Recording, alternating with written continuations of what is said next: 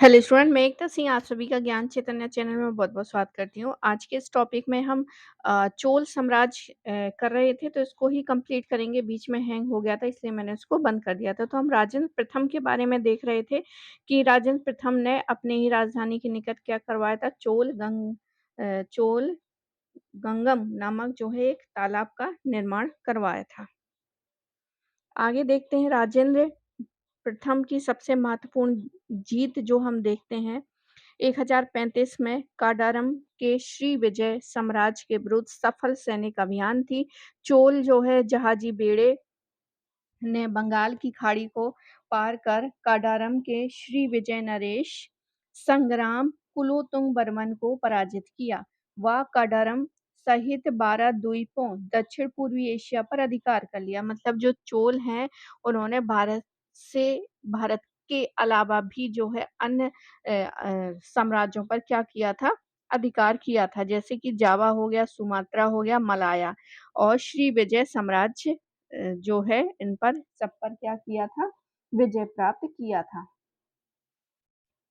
Cambodia के खमीर राजा ने उसे उपहार भेंट कर अपना मित्र बनाया। तो कंबोडिया के जो राजा हैं उसको मित्र बनाने के लिए कुछ गिफ्ट वगैरह दिए ताकि वो मित्र बन जाए। श्री विजय साम्राज्य के विरुद्ध राजेंद्र चोल के अभियान का उद्देश्य भारतीय व्यापारियों के मार्ग में चीन के व्यापार में आ रही बाधाओं को दूर करना है। मतलब वो जो भारत के बाहर जो विजय करना चाह रहा था, उसका एक ही उद्देश्य था कि जो भारतीय व्यापारी हैं, वो क्या थे, परेशान थे। चीन से व्यापारियों में आ रही बाधाएँ को दूर करने के लिए उन्होंने क्या किया था, ये अभियान किया था। श्री विजय साम्राज्य के विरुद्ध राजेंद्र चोल की सफलता के कारण चीन के साथ व्यापारिक संपर्क पहले से आसान हो गया। राजेंद्र प्रथम ने इस उपलक्ष्य में कडार, कोंड एवं कटाहधिपति की उपाधि धारण की थी।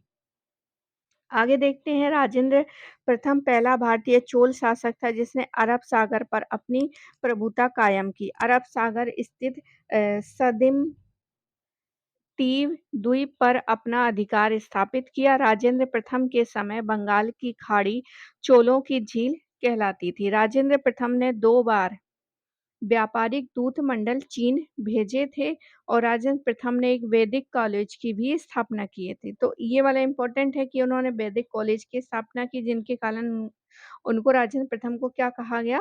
पंडित चोल कहा गया। गंगैकोंड चोलपुरम में गंगैकोंड चोलपुरम मंदिर बनवाया। इसे बृहदेश्वर मंदिर भी कहा जाता है। राजेंद्र प्रथम ने पांडवों व चेरों पर भी आक्रमण किया। तो पांडव हो गए, चेरों पास-पास के, उस पर भी आक्रमण किया और अपने अधीनों जो है वहाँ पर अपना अधिकार कर लिया और अपने पुत्र राजा धीराज प्रथम को पांड्य देश का वायसराय यानी महामंडलेश्वर नियुक्त किया। इसे चोल पांड्य की उपाधि भी दी गई। राजेंद्र प्रथम के तिरुवलमगाडु एवं करमवई तंजौर अभिलेखों से उसकी उपलब्धियों की हमें जानकारी मिलती है। राजाधिराज प्रथम की बात करें तो 1044 से लेके 1052 ईस्वी तक क्या है, इसका टाइम पीरियड रहता है राजाधिराज प्रथम का।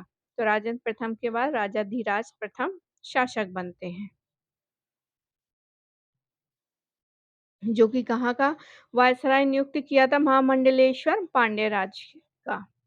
तो इसको देखते हैं इसने क्या किया? चेर, पांड्य और लंका के गठबंधन को तोड़ने में सफलता प्राप्त की और राजाधिराज प्रथम ने चालुक्य नरेश सोमेश्वर प्रथम को धन्यकटक तथा पंडूर के युद्ध में पराजित किया तथा कल्याणी विजय कर कल्याणी में ही राज्याभिषेक करवाया। राजाधिराज प्रथम ने अश्वमेध यज्ञ भी किया। इसका मणिमंगलम लेख में उल्लेख है। कल्याणी के चालुक्य राजा सोमेश्वर प्रथम के साथ हुए कोप्पम के युद्ध में महाराजा धीराज मारा गया। तो कल्याणी के साथ युद्ध हुआ तो राजा धीराज प्रथम क्या हुए? यहाँ पर मर गए। सोमेश्वर प्रथम के साथ हुआ था। कल्याणी के चालुक्यों ने इनकी हत्या कर दी कोप्पम के युद्ध में। राजाधिराज प्रथम को अनमेरुत्तजिन यानी हाथी की पीठ पर मृत्यु को प्राप्त। तो ये शब्दावली पूछ सकते हैं कि अनमेरुत्तजिन क्या था? तो हाथी की पीठ पर मृत्यु को प्राप्त। ये कौन हुआ था चोल शासकों में? राजाधिराज प्रथम। उसने भूपेंद्र चोल की उपाधि भी धारण की थी। अब राजेंद्र द्वितीय आ जाएँगे। 1052 से लेके 64 तक इनका टाइम पीरियड रहता है।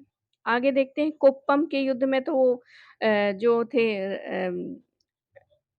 कल्याणी के चालुक्य सोमेश्वर प्रथम ने उसको हरा दिया था राजा धीराज को। फिर उसके बाद जो है कल्याणी के चालुक्यों को पराजित कर किसने? राजेंद्र द्वितीय ने अपना राज्याभिषेक करवाया तथा कोल्हापुर में विजय स्तंभ भी स्थापित किया कि मैंने जो है विजय प्राप्त कर ली, इसका साक्ष्य क्या है? ये स्तंभ है। उसी की खुशी में उन्होंने स्तंभ बनवा दिया एवं प्रकेशरी उपाधि भी धारण की। कौन-सी? प्रकेशरी उपाधि धारण की।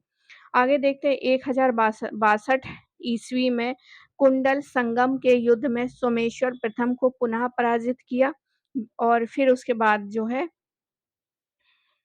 वीर राजेंद्र की बात करते हैं तो 1064 से लेकर 70 तक इनका टाइम पीरियड रहता है और वीर राजेंद्र ने चालुक्य सोमेश्वर प्रथम पर विजय की स्मृति में तुंगभद्रा के तट पर विजय स्तंभ स्थापित किया तथा राजकेसरी की उपाधि धारण की। इस दूसरे कुंडल संगम के युद्ध में सोमेश्वर प्रथम अस्वस्थता के कारण स्वयं उपस्थित नहीं हुआ। वह तुंगभद्रा में डूबकर क्या कर दिया? आत्महत्या कर ली। चोल शासक अधिराजेंद्र को 1070 में क्रूर भीड़ ने ही मार डाला। अब उसके बाद जो शासक बनते हैं 1070 से लेके 1120 तक वो है कुलोत्तुंग प्रथम। तो वेंगी का चालुक्य वंशी राजेंद्र द्वितीय ही कुलोत्तुंग प्रथम के नाम से जाना जाता है और यही जो है चोल साम्राज्य का शासक बना। चोल शासक राजेंद्र प्रथम कुलोत्तुंग प्रथम के नाना थे। कुलोत्तुंग प्रथम का पश्चिमी चालुक्य शासक विक्रमादित्य षष्ठ ने आक्रमण किया किंतु वो युद्ध में पराजित हुआ। कुलोत्तुंग प्रथम ने चोल शासक राजेंद्र द्वितीय की पुत्री मधुरंतकी से विवाह किया था। वो सर्वाधिक समय तक शासन करने वाला चोल शासक था। कुलोत्तुंग प्रथम ने जावा की राजधानी कडारम को नष्ट कर दिया और 1090 में कडारम नरेश ने कुलोत्तुंग के पास अपना दूत भेजा एवं नागपट्टनम स्थित चूड़ामणि बौद्ध विहार को दान दी गई भूमि को करमुक्त करवाया। कुलोत्तुंग प्रथम के समय में श्रीलंका के राजा विजयबाहु ने अपनी स्वतंत्रता घोषित की। इसके बावजूद भी कुलोत्तुंग प्रथम ने अपनी पुत्री का विवाह श्रीलंका के राजकुमार वीरप्पेरुमाल के साथ कर दिया। चोल नरेश राजराज द्वितीय व कुलोत्तुंग द्वितीय की प्रशंसा तमिल देव के रूप में की जाती है। उसने राजराज प्रथम की तरह भूमि का 2 बार पुनः सर्वेक्षण करवाया। उसने व्यापार की प्रगति में बाधक चुंगियों तथा तटकरों को समाप्त किया। इसी कारण उसे शुंडंगम तवर्ती चोल यानी करों को हटाने वाला भी कहा जाता है। 1077 में उसने 72 व्यापारियों का एक शिष्टमंडल चीन भेजा था। तो यहाँ से टीजीटी पीजीटी में क्वेश्चन पूछा जाता है कि किसने 72 व्यापारियों का एक शिष्टमंडल भेजा था चीन में? तो आंसर कुलोत्तुंग हो जाएगा। आगे है इसके शासन काल में मलय द्वीपों प्रायद्वीपों के साथ चोलों का सुदृढ़ व्यापार एवं संस्कृत संबंध रहे हैं। कुलोत्तुंग प्रथम के स्वर्ण सिक्कों पर उसकी कुछ उपाधियां जैसे कटे कोंड चोलन तथा मलैन डू कोंड चोलन का उल्लेख मिलता है। अपने शासन के अंतिम वर्षों में कुलोत्तुंग प्रथम ने कलिंग के विरुद्ध 2 बार अभियान किया। इसके द्वितीय कलिंग अभियान का उल्लेख जो है कलिंग तूपानी नामक महाकाव्य में मिलता है। इसके जंग गोंदार थे आगे देखते हैं, कुलोत्तुंग प्रथम के समय आदियर पुन्नालर ने शिलप्पदिगारम पर टीका लिखी। वैष्णव सुधारक रामानुज को कुलोत्तुंग प्रथम के कारण श्रीरंगम छोड़ना पड़ा। तो ये काफ़ी इम्पोर्टेंट फैक्ट है कि वैष्णव सुधारक थे रामानुज और कुलोत्तुंग प्रथम के कारण श्रीरंगम क्या करना पड़ा, इनको छोड़ना पड़ गया। आगे देखते हैं, रामानुज ने मैसूर में होयसाल शासक बिटिग विष्णुवर्धन के यहाँ शरण ली और कुलोत्तुंग प्रथम ने गाढ़वाल शासक गोविंद चंद्र से राजनीतिक संबंध क्या किए स्थापित किया। चूंकि गढ़वाल राज्य में सूर्य पूजा होती थी, अतः चोल राज्य में कुलोत्तुंग प्रथम ने सूर्य पूजा का अत्यधिक प्रचार प्रसार करवाया। वह शैव मतावलंबी था। उसने चिदम्बरम मंदिर तथा श्री रंगम की समाधि का संवर्धन करवाया। उसने त्रिभुवन कीर्तन यानी तीनों लोगों का राजा की उपाधि धारण की। विक्रम चोल की बात करें तो कुलोत्तुंग प्रथम के बाद उसका पुत्र विक्रम चोल शासक बनता है।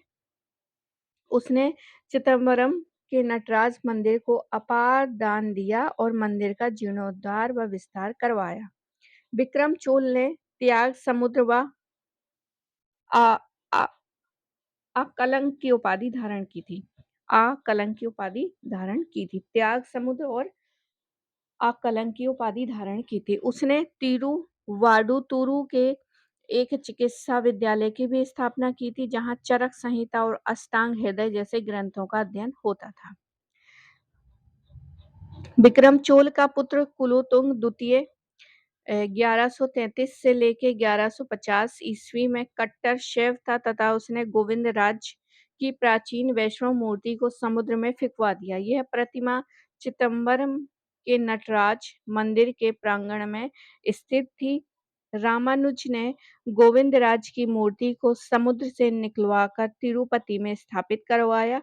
गोविंदराज की यह मूर्ति लंबे समय के बाद विजयनगर के राम राय ने पुनः अपने मूल स्थान चिदम्बरम के नटराज मंदिर ने स्थापित करवाई थी।